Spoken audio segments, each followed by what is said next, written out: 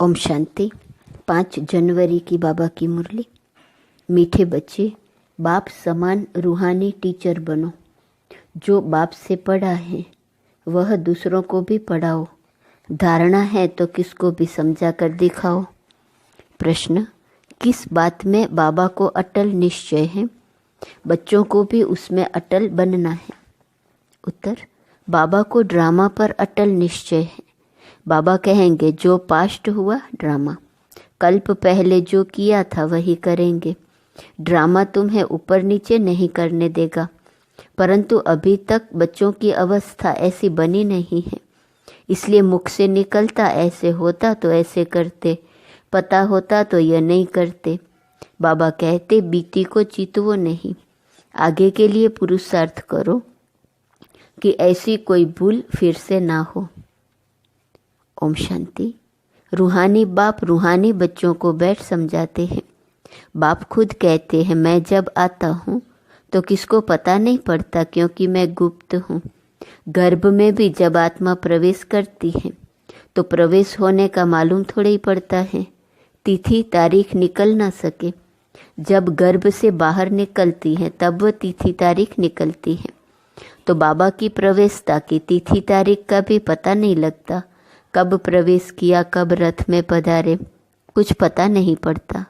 कोई को देखते थे तो वह नशे में चले जाते थे, समझा कुछ प्रवेशता है या कुछ ताकत आई है। ताकत कहाँ से आई? मैंने कोई खास जप तप तो नहीं किया, इसको कहा जाता है गुप्त। तिथि तारीख कुछ नहीं। सूक्ष्म वतन की भी स्थापना कब होती है यह कुछ नहीं कह सकते। मुख्य बात है मन मना भव। बाप कहते हैं हे आत्मा, तुम मुझ अपने बाप को बुलाती हो कि आकर पतितों को पावन बनाओ, पावन दुनिया बनाओ। बाप समझाते हैं ड्रामा प्लान अनुसार जब मुझे आना होता है तो चेंज जरूर होती है। सतयुग से लेकर जो कुछ पास हुआ सो फिर रिपीट करेंगे। सतयुग त्रेता फिर रिपीट जरूर करेंगे। सेकंड सेकंड पास होता जाता है, संवत भी पास होता जाता है। कहते हैं सतयुग पास्ट हुआ, देखा तो नहीं। बाप ने समझाया है तुमने पास किया है, तुम ही पहले पहले हमसे भी छुड़े हो, तो इस पर गौर करना है कैसे हमने 84 जन्म लिए हैं जो फिर हूबहू लेने पड़ेंगे। अर्थात दुख और सुख का पार्ट बजाना पड़ेगा। सतयुग में होता है सुख, जब मकान पुराना होता है तो कहाँ से छत बहती है, कहाँ से कुछ होता रहता है, तो फुरना हो जाता है कि इसकी मरम्मत करनी है।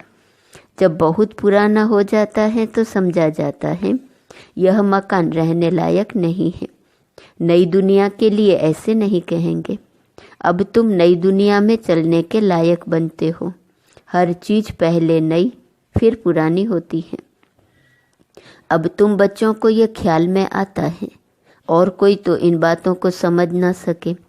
गीता रामायण आदि सुनाते रहते हैं, उसमें ही बिजी रहते हैं। तुम हम भी इन्हीं धंधों में बिजी थे। अब बाप ने कितना समझदार बनाया है।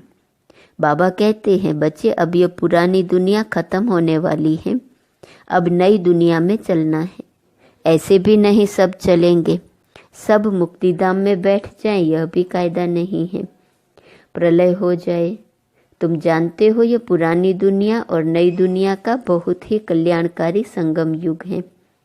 अब चेंज होनी है, फिर शांति धाम में जाएंगे। वहाँ सुख के वासना की भी कोई बात नहीं। गायन है यज्ञ में विघ्न पड़े सो तो पढ़ते रहते हैं, कल्प के बाद भी पढ़ते रहेंगे। तुम अब पक्के हो गए हो। यह स्थापना विनाश का कोई छोटा काम नहीं है। विघ्न किस बात में पड़ते हैं? बाप कहते हैं काम महाशत्रु है, इस पर ही अत्याचार होते हैं। द्रौपदी की भी बात है ना, ब्रह्मचर्य पर ही सारी खिटपीट है। सतो प्रधान से तमो प्रधान बनना है जरूर, सीढ़ी उतरनी है, पुरानी दुनिया होनी है जरूर। इन सब बातों को तुम ही समझते हो और सिमरण भी करते हो, और पढ़कर पढ़ाना भी है, टीचर बनना है। जरूर नॉलेज बुद्धि में है तब पढ़कर टीचर बनते हैं। फिर टीचर से जो सीखकर होशियार होते हैं तो गवर्नमेंट उनको पास करती है। तुम भी टीचर हो, बाप ने तुमको टीचर बनाया है। एक टीचर क्या कर सकते हैं? तुम सब हो रूहानी टीचर। तो बुद्धि में नॉलेज होनी चाहिए। ज्ञान तो बिल्कुल एक्यूरेट है मनुष्य से देवता बनने का। अभी जितना तुम बच्चे बाप को याद करते हो तो लाइट आती रहती है। मनुष्यों को साक्षात्कार होता रहेगा, क्योंकि आत्मा प्योर बनेंगी याद से। फिर किसको साक्षात्कार भी हो सकता है? बाप मददगार भी बैठा है। बाप हमेशा बच्चों का मददगार है। पढ़ाई में नंबरवार है। हर एक अपनी बुद्धि से समझ सकते हैं मेरे में कितनी धारणा है। अगर धारणा है तो किसको समझा कर दिखाओ। यह है धन। धन देते नहीं तो कोई मानेंगे भी नहीं कि इसके पास धन है। धन दान करेंगे तो महादानी कहेंगे। महारथी महावीर बात एक ही है। सब एक जैसे तो हो न सके। तुम्हारे पास कितने आते हैं? एक एक से बैठ माथा मारना होता है क्या? वो लोग अखबार द्वारा बहुत बातें सुनते हैं तो बहुत चमकते हैं। फिर जब तुम्हारे पास आकर सुनते हैं तो कहते हैं हमने परमत पर क्या किया, यहाँ तो बहुत अच्छा है। एक एक को ठीक करने में मेहनत लगती है। यहाँ भी कितनी मेहनत लगी है। फिर भी कोई महारथी, कोई घोड़े सवार, कोई प्यादा।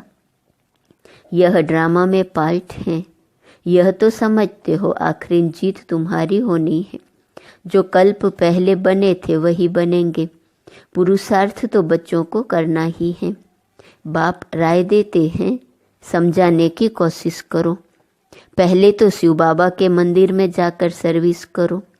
तुम पूछ सकते हो यह कौन है, इस पर क्यों पानी चढ़ाते हैं? तुम अच्छी तरह जानते हो। कहते हैं गई टांडे पर और मालिक होकर बैठ गई। ये दृष्टांत भी तुम्हारा ही है। तुम जाते हो जगाने के लिए, तुमको निमंत्रण देकर बुलाते हैं, तो ऐसा निमंत्रण आए तो खुशी होनी चाहिए। काशी आदि में बड़े बड़े टाइटल देते हैं। भक्ति में कितने ढेर मंदिर हैं। यह भी एक धंधा है। कोई अच्छी स्त्री देखी तो उनको गीता कंठ कराए आगे कर देते हैं। फिर जो कमाई होती है वह मिल जाती है कुछ भी नहीं। रिद्धि सिद्धि बहुत सीखते हैं। ऐसे स्थानों पर जाना चाहिए। तुम बच्चों को कभी शास्त्रार्थ नहीं करना चाहिए। तुमको तो जाकर बाप का परिचय देना है। मुक्ति जीवन मुक्तिदाता एक है, उनकी महिमा करनी है। वह कहते हैं अपने को आत्मा समझ मुझे याद करो।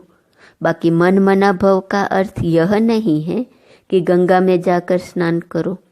मामेकम का अर्थ है मुझ एक को याद करो। मैं प्रतिज्ञा करता हूँ, मैं तुमको सब पापों से मुक्त करूँगा। जब से रावण आया है तब से पाप शुरू हुए हैं, तो उच्च पद पाने का बहुत पुरुषार्थ करना है। पोजीशन के लिए मनुष्य रात दिन कितना माथा मारते हैं। यह भी पढ़ाई है। इसमें कोई किताब आदि उठाने की बात नहीं है। 84 का चक्र तो बुद्धि में आ गया है, कोई बड़ी बात नहीं है। एक एक जन्म की डिटेल थोड़े ही बताते हैं। 84 जन्म पूरे हुए, अब हम आत्माओं को वापस घर जाना है। आत्मा जो पतित बनी है उनको पावन जरूर बनना है। सबको यही कहते रहो, मामेकम याद करो। बच्चे कहते हैं बाबा योग में नहीं रह सकते। अरे तुमको सन्मुख कह रहा हूँ, मुझे याद करो। फिर योग अक्सर तुम क्यों कहते हो? योग कहने से ही तुम भूलते भी हो। बाप को याद कौन नहीं कर सकता? लौकिक माँ बाप को कैसे याद करते हो? यह भी माँ बाप है न। यह भी पढ़ते हैं, सरस्वती भी पढ़ती है। पढ़ाने वाला एक बाप ही है। तुम जितना पढ़ते हो फिर औरों को समझाते हो। बाप कहते हैं बच्चे शास्त्र पढ़ने जप तप करने से मुझे प्राप्त नहीं कर सकते हो। बाकी फायदा क्या है? सीढ़ी तो उतरते ही आते हो। तुम्हारा कोई दुश्मन नहीं, फिर भी तुमको समझाना है। समझाना है जरूर कि पाप और पुण्य कैसे जमा होता है। रावण राज्य के बाद ही तुमने पाप करना शुरू किया है। ऐसे भी बच्चे हैं जिनको नई दुनिया पुरानी दुनिया क्या है यह भी समझाने नहीं आता है। अब बाप कहते हैं कि बेहद के बाप को याद करो, वही पतित पावन है। बाकी तुमको कहाँ भी जाने की जरूरत नहीं है। भक्ति मार्ग में सदैव पैर घर से बाहर निकलता था। पति स्त्री को कहते हैं श्री कृष्ण का चित्र घर में भी है, फिर बाहर क्यों जाती हो? क्या फर्क है? पति परमेश्वर है, इसको भी नहीं मानते। भक्ति मार्ग में बहुत दूर दूर ऊंचा मंदिर बनाते हैं जो मनुष्यों का भाव बैठे। तुम समझाते हो मंदिरों में कितना धक्का खाते हैं। यह एक रस्म पड़ी है। शिव काशी में तीर्थ करने जाते हैं परंतु प्राप्ति कुछ भी नहीं। अब तुमको तो बाप की श्रीमत मिलती है, तुमको कहाँ भी जाना नहीं है। पतियों का पति परमेश्वर वास्तव में वह एक ही है जिसको तुम्हारे पति काके मामे सब याद करते हैं। वह है पति परमेश्वर अथवा पिता परमेश्वर। वह तुमको कहते हैं मामे कम याद करो तो तुम्हारे विकर्म विनाश होंगे। तुम्हारी ज्योत अब जग रही है तो तुम्हारे से मनुष्यों को लाइट देखने में आती है। तो बच्चों का भी नाम बाला होना चाहिए। बाप बच्चों का नाम तो बाला करते हैं ना। सुदेश बच्ची समझाने में बड़ी तीखी है। पुरुषार्थ बहुत अच्छा किया है तो पुरानों से भी आगे गई है। इसमें भी जास्ती पुरुषार्थ कर आगे चली जाएंगी। सारा मदार पुरुषार्थ पर है, हार्ट फेल नहीं होना चाहिए। पिछाड़ी में आया तो भी सेकंड में जीवन मुक्ति पा सकते हैं। दिन प्रतिदिन ऐसे बहुत निकलते रहेंगे। ड्रामा में तुम्हारा विजय का पार्ट तो है ही, विघ्न भी पड़ने हैं। और कोई सत्संगों में ऐसे विघ्न नहीं पड़ते हैं। यहाँ विकारों पर ही हंगामा होता है। गायन भी है, अमृत छोड़ विष काहे को खाएं। ज्ञान से एक देवी देवता धर्म की स्थापना हो जाती है। सतयुग में रावण राज्य हो न सके। समझानी कितनी साफ है। राम राज्य के बाजू में ही रावण राज्य भी दिखाया है। तुम टाइम भी दिखाते हो। यह है संगम। दुनिया बदल रही है। स्थापना पालना विनाश कराने वाला एक बाप है बहुत सहज, परंतु धारणा पूरी होती नहीं और सब बातें याद रहती हैं, बाकी ज्ञान और योग भूल जाता है। तुम ऊंचते ऊंच भगवान की संतान हो। दिन प्रतिदिन तुम सॉल्वेंट होते जाते हो। धन मिलता है ना, खर्चा भी आता जाता है। बाबा कहते हैं हुंडी भरती जाएंगी। कल्प पहले मिसल ही तुम खर्चा करेंगे। कम ज्यादा ड्रामा करने नहीं देगा। ड्रामा पर बाबा का अटल निश्चय है। जो पास्ट हुआ ड्रामा। ऐसे नहीं कहना चाहिए ऐसा होता था, यह नहीं करते थे। अभी वह अवस्था आई नहीं है। कुछ न कुछ मुख से निकल जाता है, फिर फील होता है। बाबा कहते हैं बीती को चितवो नहीं, आगे के लिए पुरुषार्थ करो कि ऐसी भूल फिर न हो। इसलिए बाबा कहते हैं चार्ट लिखो, इसमें बहुत कल्याण है। बाबा ने एक को देखा, सारी जीवन कहानी लिख रहे थे। समझते हैं बच्चे सीखेंगे। यहाँ फिर श्रीमत पर चलने में ही कल्याण है। यहाँ झूठ भी चल न सके। नारद का मिसाल, चार्ट से फायदा बहुत है। बाबा फरमान करते हैं तो बच्चों को फरमान पर चलना चाहिए। अच्छा, मीठे मीठे सिकिल दे बच्चों प्रति माता पिता बाप दादा का याद प्यार और गुड मॉर्निंग। रूहानी बाप की रूहानी बच्चों को नमस्ते। रूहानी बच्चों की रूहानी बाप को नमस्ते नमस्ते नमस्ते। धारणा के लिए मुख्य सार। पहली पॉइंट, ज्ञान धारण कर दूसरों को समझाना है। ज्ञान धन दान करके महादानी बनना है। किसी से भी शास्त्रार्थ न कर बाप का सत्य परिचय देना है। दूसरी पॉइंट, तुम्हें बीती बातों का चिंतन नहीं करना है। ऐसा पुरुषार्थ करना है जो फिर कभी भूल न हो। अपना सच्चा सच्चा चार्ट रखना है। वरदान, योग द्वारा ऊंची स्थिति का अनुभव करने वाले डबल लाइट फरिश्ता भव।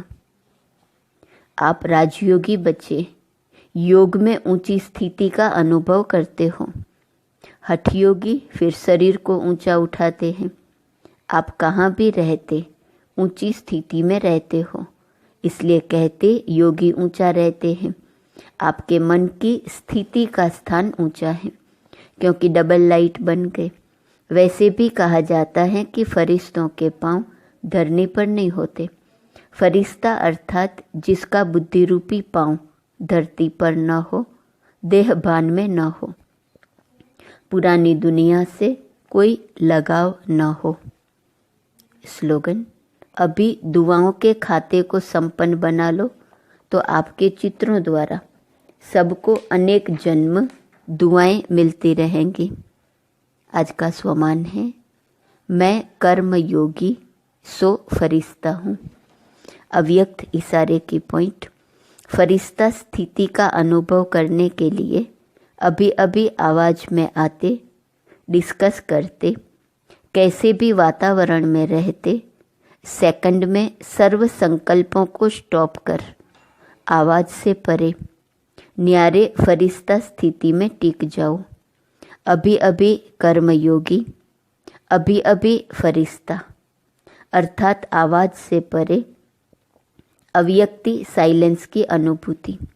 यही अभ्यास लास्ट पेपर में विजयी बनाएगा। शुक्रवार का ब्रह्मा बाबा की विशेषता की पॉइंट है, सदैव पालनहार। पुरुषार्थ है, दिन भर में सबके साथ स्नेह, आत्मीयता और मधुरता संपन्न व्यवहार का अनुभव करना है। ओम शांति।